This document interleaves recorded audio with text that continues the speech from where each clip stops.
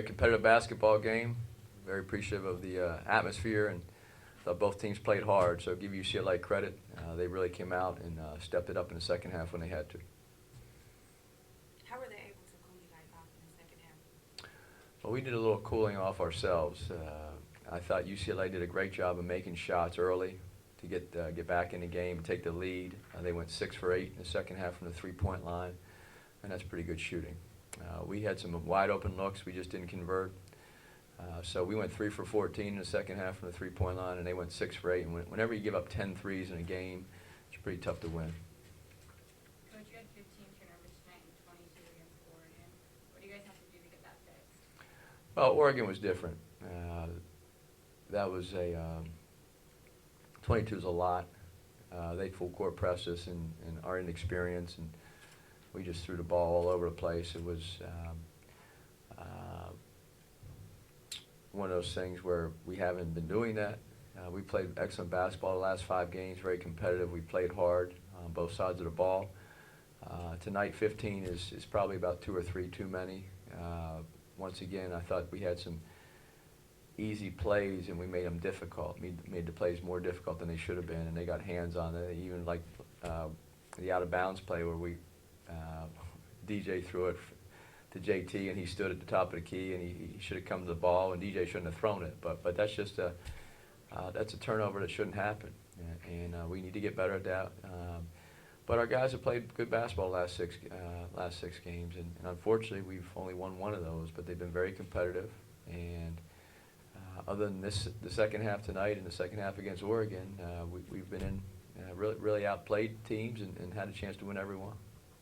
So what do you guys need to do better in order to win games like this? Well, we need to make some plays at crucial times, and when you have open shots or you need to get a stop at defensive end, we need to come up with or maybe we get a stop and they get an offensive rebound. So there are little things that throughout the game, and especially in the second half, where other teams have made plays and we haven't.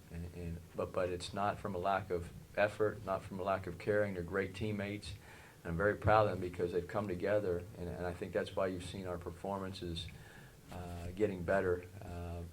And tonight, I thought we had a chance to win the game, but UCLA outplayed us in the second half, and so they deserve the credit for that. What's going on with your guys from the free throw line? Well, that's we looks like we missed 10 tonight. Omar 3 for 6. Our top 6 or 7 players have been shooting about 72% from the foul line. They've been doing a decent job.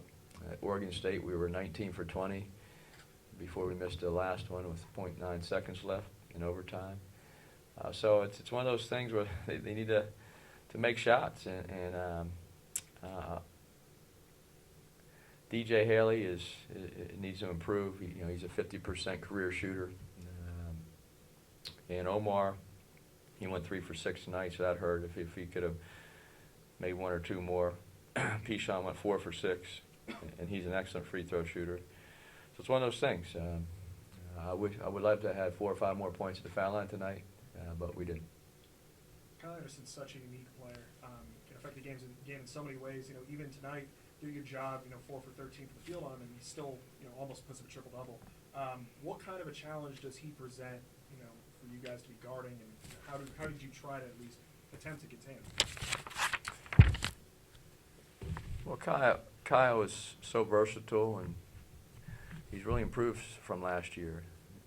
He's a leader. He scores the ball. He makes plays for his teammates. He rebounds the ball at a high level, and he's tough to guard. We did a good job tonight of pressuring him and making him shoot challenge shots. He made a couple of those challenge shots, and then we fouled him a couple times on his spin moves. But he's really tough to guard. I was proud of our guys because he did have 6 turnovers, so we did force him to do some things, rushed him a little bit at times. But when you're that tall and that talented, you're a handful, and he deserves the credit because I think watching him last year on some films I've seen and watching him now, he's really put the time in and made himself a great player, and so he's certainly earned all the accolades he's getting. Coach, how did you feel at halftime? You were shooting lights out, but you only had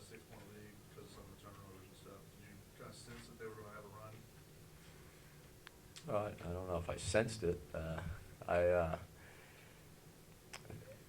knew UCLA would come out and compete in the second half because they have great players and they play hard. So we knew the second half would be a battle, and it certainly was. And they made a lot of shots early on. I thought it gave them a lot of confidence, and they elevated their game. You mentioned that this team over the past few games has been playing very competitive and improving as a whole, but what is it going to take to finally get things to click and start pulling some of these games out? As I said, we have to make some plays at crucial times on both ends of the floor, and we're making a lot of them, but obviously not enough. So you either have to get a couple more stops in the defensive end. I thought that they got 2 offensive rebounds late in the game that hurt us when we stopped them, and then also we missed some wide open shots. So it's just basically you have to make plays at both ends of the court in crucial times. The post players didn't get a lot of shots tonight. Was that because of their size, or was there something else? Well, if you notice, we tried to get the ball to Omar. We got to him early in the game, and in the second half, we're looking in. They were doing a great job from the weak side of sagging in the lane, and one of our weaknesses is perimeter shooting. So teams such as UCLA and a lot of teams we play, that they're able to over help on our post players, especially Omar, because he's such a big target. So sometimes you might say, why didn't you get the ball inside? And our players, they did miss him a couple of times tonight, but sometimes they look for him, and there were 2 or 3 UCLA guys ready to go, either deflect the ball or double team or be there on the catch. So sometimes you might look open, but he's really not, because in the team defensive scheme, I thought they did a very good job of focusing on that. You mentioned doing some of the little things right to be able to turn things around and get these wins. How do you continue to preach that to your guys? I am so impressed with this team because the record doesn't indicate how hard they work, and they're great teammates, and they're a lot of fun to coach. And so when our staff shows up every day in practice, we enjoy this team, and I think they enjoy playing with each other, and they so there's no dissension. I mean, we held UCLA to 40% shooting from the field. And in the last 5 games, that's right where we've held teams. So we've improved on both ends of the ball, and our scores are much more competitive. We've had a chance to win virtually every game since the Cal game.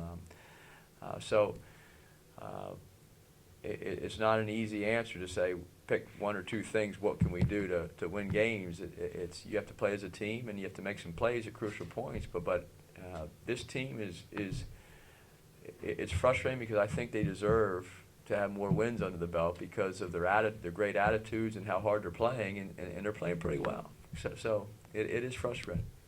It seems like the team played with much more energy tonight than they did in the last UCLA game. What do you attribute the difference in energy levels? Well, I think you always play a little more energy on a home court. We had great student support tonight, great fan support, and there was a lot of energy in this building. So I think that's part of it. What do you think about Byron's effort? 27 points was tremendous in the first half. Well, Byron had another good game offensively. He really shot the ball well from the perimeter. He made 4 threes in the first half. He's not a high volume 3-point shooter. He's a better driver, one of the elite drivers in the conference. But he had 27, 8, and 4 assists, and played all 40. I think he played 39 plus minutes. So he played really well offensively tonight. He only had, I think, 5 shots in the first 15 minutes of the second half. Is there something after taking 9 in the first half? Is there anything they changed defensively? Yeah, I don't. Yeah, he did have 4 assists, and I know we ran him off a couple curls, 4 or 5 curl actions on the baseline to try to get him some looks. We gave him the ball from the perimeter, but it's one of those things. Yeah, Byron did a good job tonight of taking what the defense gave him, and he didn't force things. And I think when you shoot 10 for 17 from the field, that means you're taking good shots. And he shot a high percentage. I thought he played a very good balanced game. One last one for Coach.